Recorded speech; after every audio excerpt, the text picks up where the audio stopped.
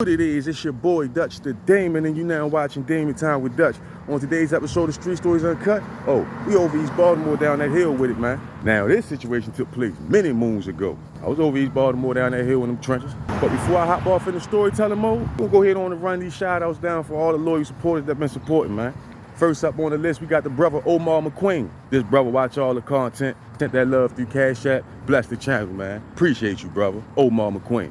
Next up, we got the brother Deontay Scott. This brother, a loyal supporter, always supporting. Watch all my material, man. I appreciate you, man. I'm gonna keep it coming for you. Deontay Scott. Last but not least, we got the brother KS. This brother don't just watch, he support, you feel me? Appreciate you, brother. I ain't gonna let you down. Now that we got that out the way, let's get it.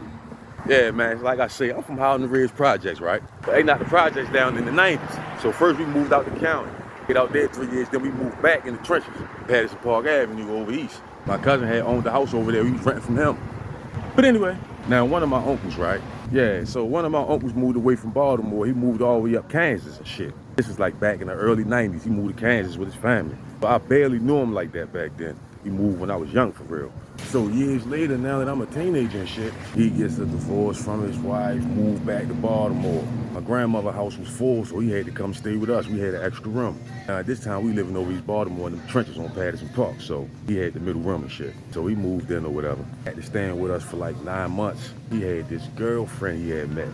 For video purposes, we gonna call her Angel. Now Angel used to get high and shit. She had got herself together and was looking good, real thick. He had brought up the house probably like once or twice, but I met her, you feel me? Cool people. Story short, one day, my uncle come in the house. He like, Janie, I gotta ask a big favor. Janie, that's my mother. He like, Janie, I gotta ask you a big favor. So she like, what's going on, Janie? Now, my mother loved her brother. She would do anything for this nigga, right? Mind you, he already done moved in himself. Now he asked my mother, like, Janie, Angel needs somewhere to stay. You know what I mean? She done got into something down there, right? It ain't safe for them kids to be down there, Janie. I'm sitting on the couch, ear hustling. They was at the table talking. I'm at the couch in the living room, ear hustling, hearing it all, right? I'm hoping my mother be like, nah, Junior, we ain't got nothing to do with that. That's gonna make our house hot, you feel me? She like, well, tell her, come on. I'm like, what the fuck? So now my uncle like, thank you, Janie. He like, I appreciate it, Janie. I didn't know what I was gonna tell her. Yep. Go ahead on, leave out the house and go tell her she can come up there. And when he roll out, I get up, tell my mother like, Mom, what's up? He's like, oh, Angel and our kids gonna have to come stay with us for a little while, about a week. About a week. Now, you know, when black people say they gonna stay with you about a week, that means 3 years. But anyway, I'm like, man, I get frustrated to leave out the house. Cause she was always letting people live with us. I was tired of that shit. I leave out, go to the bar, grab some Remy, sit on North Avenue at my boy house for a little while. About an hour passed, drink a little bit with him. Then I brought it on back in the house, right? Man, when I get back in the house, Angel in there, 3 of her kids in there. I go in the kitchen like, man, what the fuck? Like, my mother like, all them? Like, yeah, it's only temporary, it's only temporary. I asked her, I'm like, man, why they gotta stay with us? I'm like, what they got put out or something? I lie to you not. My Dukes tell me, Angel father, old man and shit, he was having an altercation with the little dudes on Streeter Street because they was standing in front of his house selling that shit every day.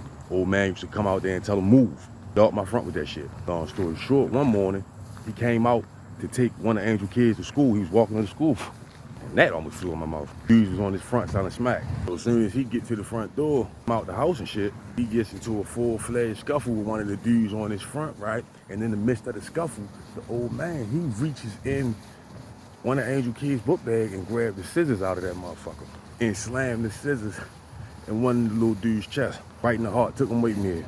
And that same night, their house got firebombed. Angel in them house burnt down. They tried to burn it with everybody inside the house, but they made it out. They got out in time. Now, this is the crazy part. We only live up the street from them, about 6 or 7 blocks. Now, what the fuck was going to stop them niggas from firebombing our shit? Needless to say, they ended up living with us for like 2 years. Rest in peace, Angel, man.